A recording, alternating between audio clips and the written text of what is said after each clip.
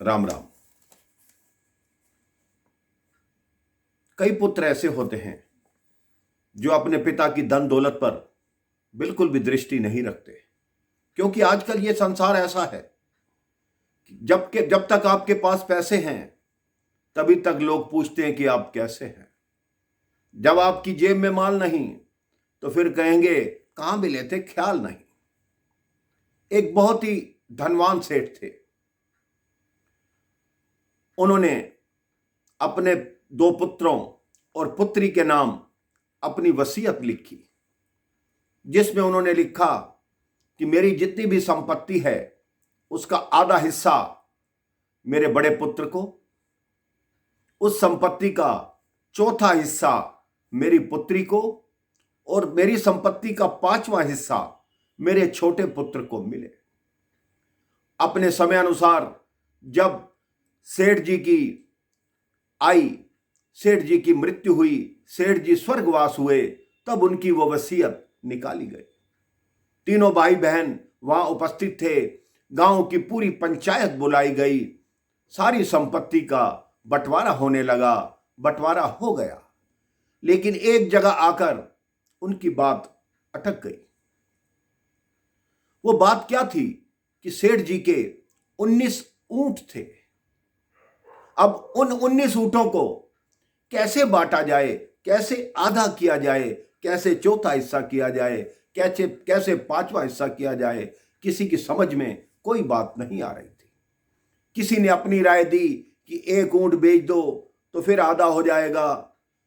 तो जिनका चौथा और पांचवा हिस्सा था वो बोले ऐसा कैसे हो सकता है, उसका तो आधा हो जाएगा, लेकिन हम अपना हिस्सा कैसे लेंगे।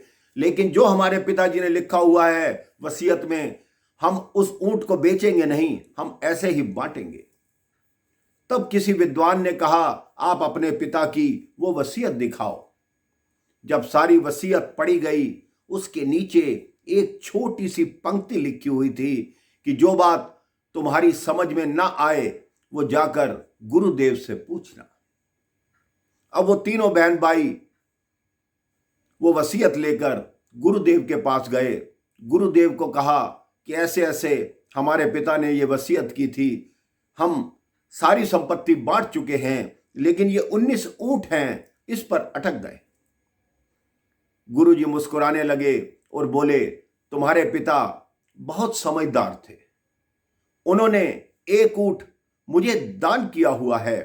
अब उस ऊंट को तुम बीच में मिलाओ तो कितने हो गए? उन्होंने कहा जी 20 हो गए। बड़े पुत्र से कहा तुम्हारे हिस्से कितनी संपत्ति लिखी? बड़े पुत्र ने कहा मेरे हिस्से आधी लिखी। तो गुरुदेव ने कहा 10 ऊंट तुम रखो। पुत्री को कहा कि तुम्हारे हिस्से कितनी संपत्ति लिखी? पुत्री ने कहा चौथा हिस्सा। तो गुरुदेव ने कहा 5 ऊंट तुम रखो। छोटे पुत्र को कहा तुम्हारे हिस्से कितनी संपत्ति लिखी? तो छोटे पुत्र ने कहा मेरे हिस्से पांचवा हिस्सा।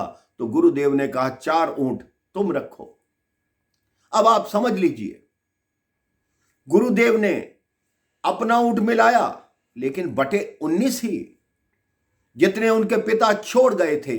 जब तक आपको गुरु मार्ग नहीं दिखाता, जब तक भगवान आपको मार्ग नहीं दिखाता, वो 19 ऊंट कभी बट नहीं सकते।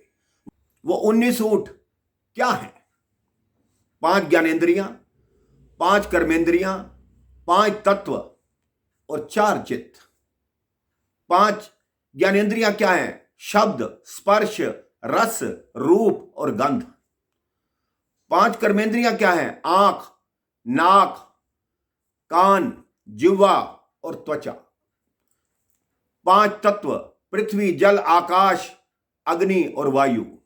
4 चित्त मन, बुद्धि, चित्त और अहंकार। इन 19 को मिला दो, लेकिन जब तक 20वां तत्व, भगवान का तत्व बीच में नहीं मिलेगा, तब तक इस 19 का कोई फैसला नहीं हो सकता, कोई बंटवारा नहीं हो सकता।